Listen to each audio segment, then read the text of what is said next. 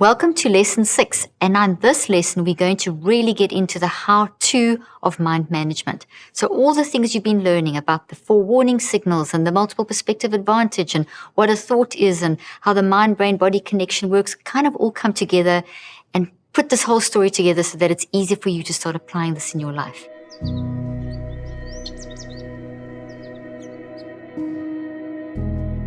So what is the Neurocycle? The Neurocycle is something that it's a system that I developed over nearly 38 years ago, and it's a system for how we use our mind to drive the neuroplastic changes that we want in the brain. So the principle operating here is that your mind is always changing because you're always having a new experience. And because your mind is changing, your brain is changing.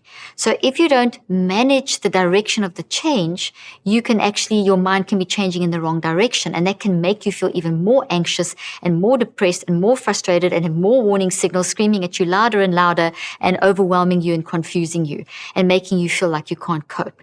So with the Neurocycle, it's the actual full-on system of how you are going to drive your mind in the right direction to change the neuroplasticity of your brain in the right direction. So if you don't do that, as I mentioned, your brain is still going to change.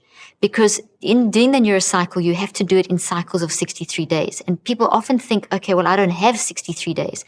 If you're not directing that change over 63 days in the direction you want it to go, it's still going to be changing, but it could be in the wrong direction, which could make you feel even worse. So it's worth, as a lifestyle, learning to constantly direct your mind.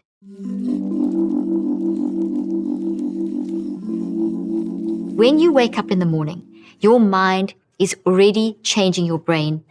And when you go to sleep at night, your mind is also changing your brain, preparing it for the next day. So essentially with the Neurocycle, you're setting up a network between the mind, brain, and body to train yourself to be moving in the right direction. So it's a 5-step process, and each of the steps, as you do each of the steps, it's changing and making massive changes in the brain. Essentially, when you use the Neurocycle, you're going to be empowered to self-regulate and drive your mind in the right direction.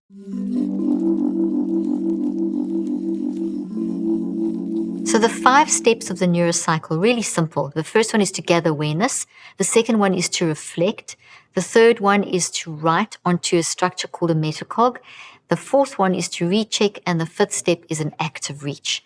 Now, each of these steps is doing amazing things in the mind-brain-body connection to drive neuroplasticity in the right direction. So let's look at each in a little bit more detail.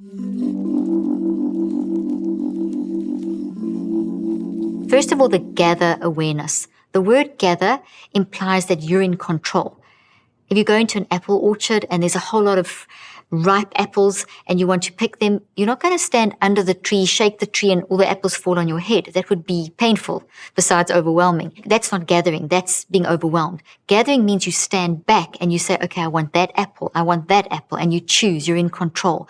And that's what this gather awareness step is. It's very much you deliberately and intentionally going into your multiple perspective advantage and observing your warning signals, gathering them and creating a sentence about each of them. I feel my emotional warning signals are, and putting them into a full sentence. My behavioral warning signals are, putting those into full sentences, and so on. So you go through all 4 warning signals. You're gathering awareness of what the unconscious mind is alerting you to. Very specific. Remember, I've said already, the mind-brain-body connection is very systems-driven. So you don't want to jump all over the place. When we jump all over the place, we don't drive things in the right direction. We just create chaos in the brain. In the brain specifically, when you do the gather awareness, you're increasing the blood flow and oxygen to the front of the brain. And that's really good because with more blood flow and more oxygen, the glucose metabolism increases in the brain and the brain gets more balanced, and then the brain can start repairing the damage from the toxic thought. So it creates a system within the brain where the brain can actually start getting healed and changing and rewiring. And we really want that. And that also increases resilience. Another area of the brain, deep down inside, sort of in the middle of the brain, kind of at this level, but in the middle, you get the basal ganglia, which are 4 nuclei that are very, very important for, they respond when we have cognitive fluency and when we're trying to get a balance between our thoughts, when we're trying to make sense of things. they become very, very active. They're also very involved in preparing the brain for new incoming information. So when you do the gather awareness, you are also facilitating a healthier flow of activity in the basal ganglia, which then will help you prepare for building new information. Now remember, your whole point of the neurocycle is to use the signals to gather awareness of the toxic thought that the signals are coming from, so that you can deconstruct it and reconstruct it. So with the gather awareness, you're actually putting your brain into this prime state through your mind, where it's going to be easy to actually rewire the brain. And that's why it's so important to do it in such a systematic way.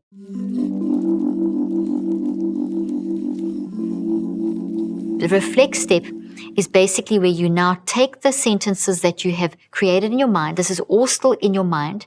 Okay, it's out. You can speak out loud. You're not writing yet. And you're going to start reflecting on, why do I have that particular emotional warning signal?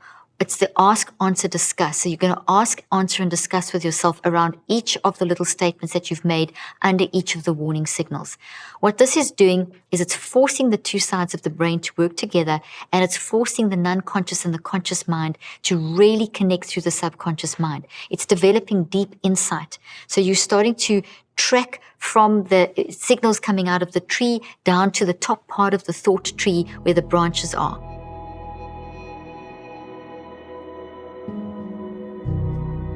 Now we're going to talk at the brain impact of what the reflect does.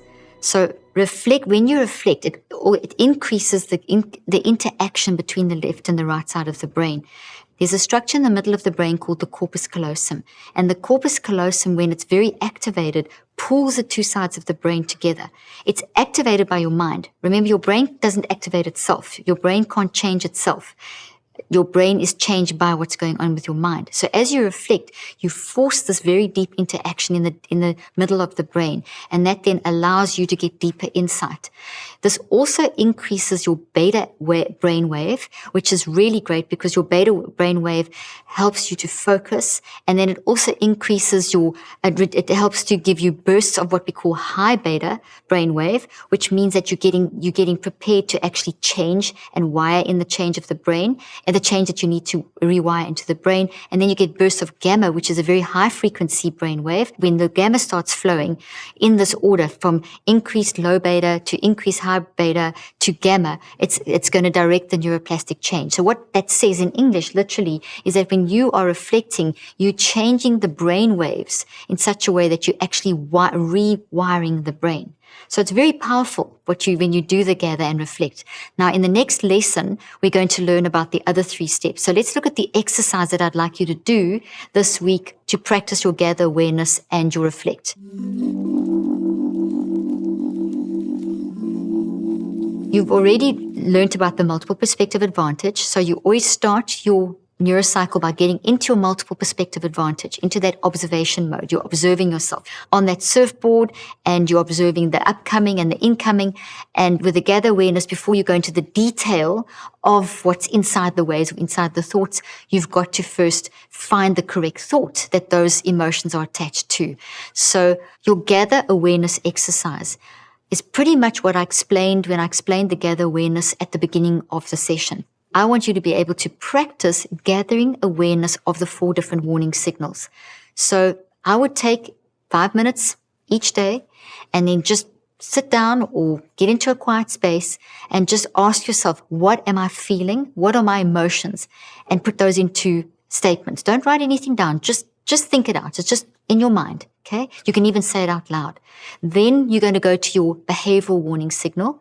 What am I saying and what am I doing as I feel these emotions? Just think about it. Ask yourself the question and think about it.